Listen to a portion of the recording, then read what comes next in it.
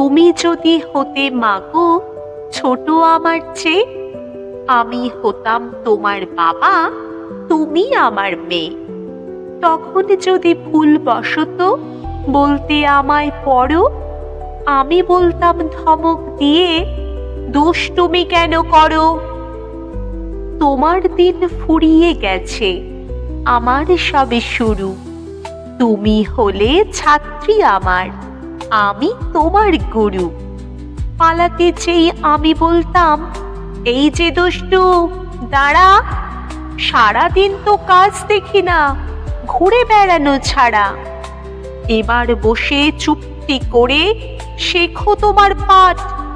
রবিবাবুর বই পড়েছ, তেপান্তরের মাঠ?